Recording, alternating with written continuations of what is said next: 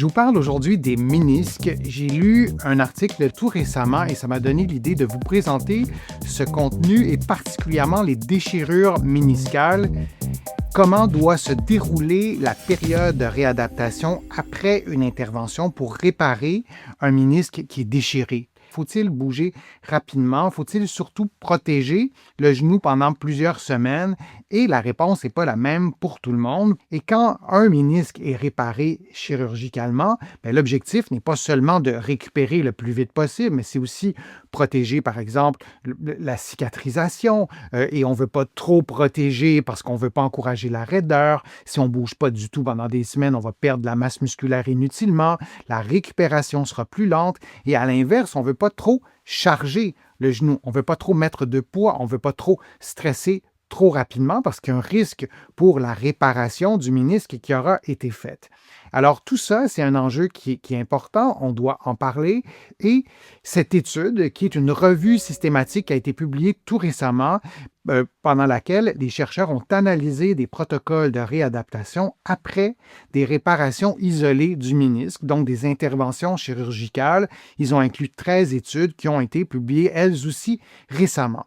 Et les éléments étudiés incluaient la mise en charge, la quantité de poids que vous allez mettre sur votre genou, sur vos genoux, l'amplitude articulaire des genoux, est-ce que le genou pliait beaucoup, est-ce que le genou était limité dans ses mouvements, le port d'attelle ou l'absence de port d'attelle, les exercices que la personne faisait après l'opération, le retour aux activités sportives aussi, et les résultats fonctionnel si vous avez été opéré au ménisque et on veut savoir si vous êtes capable de monter les escaliers, de plier les genoux en étant debout et donc de faire des mouvements qu'on fait dans la vie de tous les jours. Donc, c'était les résultats fonctionnels. Et ce que les chercheurs ont mis en évidence, c'est que les protocoles de réadaptation varient énormément. Certains sont accélérés, donc une mobilisation plus rapide, il y a une mise en charge précoce, il y a une progression fonctionnelle plus rapide et d'autres, c'est l'inverse, les protocoles sont beaucoup plus prudents. Il y a une limitation de flexion, il y a une mise en charge qui est retardée, il y a des protections aussi plus longues quand on pense aux attelles et il y a une progression qui est beaucoup plus graduelle. Mais la grande idée de l'article, ce qui est clair, c'est qu'il n'y a pas de protocole universel. Il n'y a pas un type de déchirure qui change complètement la stratégie et tous les patients suivront tel protocole et tout ça doit être évidemment adapté en temps réel selon l'évolution de la situation. Et le message clé, pour certaines déchirures qui sont stables, bouger plus tôt pourrait être favorable. Une mise en charge progressive et des mobilisations précoces peuvent aider alors la récupération. Mais pour les déchirures qui sont complexes, qui sont instables, si vous m'écoutez et vous avez une déchirure qui n'est pas opérée et vous avez l'impression que votre condition change presque chaque jour selon tel type de mouvement, vous avez peut-être même de la difficulté à expliquer à vos professionnels de la santé ce qui cause la douleur parce que c'est jamais pareil, ça rentre dans les déchirures qui sont instables. Et là, celles-ci, lorsqu'elles sont opérées, la prudence reste importante et dans ces cas, la progression, on l'a deviné, était plus progressive pour mieux protéger en fait la réparation du ménisque. Et donc, ce n'est pas de bouger plus tôt ou d'attendre longtemps, c'est d'adapter la progression au ménisque qui est réparé. Et j'ajouterais aussi d'être idéalement accompagné dans votre période de réadaptation. Si vous avez été opéré et on vous dit, faites tel exercice très rapidement et on résume vraiment beaucoup la période de réadaptation, je pense que c'est vraiment important d'être accompagné. On veut que ça se passe bien. On ne veut pas juste que la douleur s'en aille. On ne veut pas juste que le genou puisse plier au complet. On veut que vous récupériez l'ensemble de vos capacités physiques, en tout cas un maximum de capacité physique selon vos activités. Parfois, on a des limites, mais ce qu'on souhaite, c'est de vous accompagner au maximum. Et ça, ce n'est pas juste une question de douleur ou une question de mobilité du genou, c'est beaucoup plus complexe. Un autre élément soulevé par les chercheurs, la mise en charge peut aider ou nuire. Donc là aussi, il faut vérifier avec votre chirurgien, lorsque vous allez le rencontrer ou même en amont, vous pouvez poser cette question-là qui est fondamentale. Quelles sont les contre-indications à suivre et quelles sont les indications à suivre?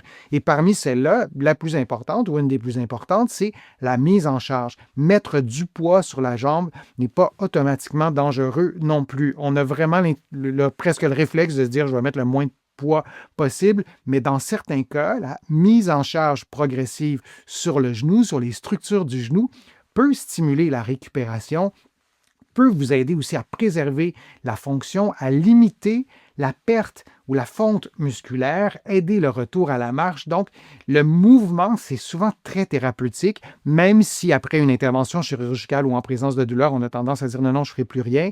C'est pas toujours une bonne idée et c'est parfois une mauvaise idée. Un autre élément soulevé par les chercheurs, l'amplitude du genou doit progresser entre guillemets intelligemment. Après l'opération, on veut éviter deux problèmes opposés. D'un côté, avoir un genou trop raide, avoir une perte de mobilité qui sera parfois difficile à récupérer si on attend trop longtemps. On veut éviter d'avoir une difficulté à marcher ou une difficulté aussi à plier le genou. Quand on plie le genou, on peut le plier sans mise en charge. Si vous êtes dans votre lit, vous pliez votre genou, ça c'est une chose. Et on doit aussi être capable de plier le genou quand on est debout, donc en mise en charge. Alors ça, c'est d'un côté. Et de l'autre côté, on ne veut pas avoir une flexion trop importante, trop tôt. On veut avoir des contraintes sur la réparation si elles existent. En général, elles existent. On ne veut pas aller irriter non plus. Et on veut connaître les risques selon certains types de déchirures. Et l'objectif n'est pas de forcer l'amplitude, mais d'adapter tout ça selon selon les pour et les contre du retour au mouvement, par exemple, selon le type de déchirure, le type de chirurgie. Mais la période de réadaptation dans un contexte d'intervention chirurgicale dans un ménisque qui est déchiré, il y a plusieurs nuances à apporter, comme je vous le disais. J'espère que tout ça vous a aidé à réfléchir, vous a aidé peut-être à poser des questions à votre chirurgien, peut-être aussi vous encourager à consulter un professionnel de la réadaptation après une intervention ou même en amont de l'intervention, parce que parfois, on peut aussi traiter le genou, accompagner la personne dans ses incapacités ou dans ses capacités en termes d'équilibre, de force musculaire, de capacité fonctionnelle, de performance sportive en amont et aussi après avoir été opéré. Et souvent, on a de bien meilleurs résultats. Bien sûr, c'est une étude. Il ne s'agit pas de généraliser tout ça à tous les types de déchirures, mais ça permet de réfléchir à ces déchirures méniscales opérées et ça nous permet aussi de mieux prendre soin de nos ménisques de façon générale. C'est tout pour aujourd'hui. Je suis Denis Fortier. Je vous dis à une prochaine fois, à une prochaine vidéo. À bientôt.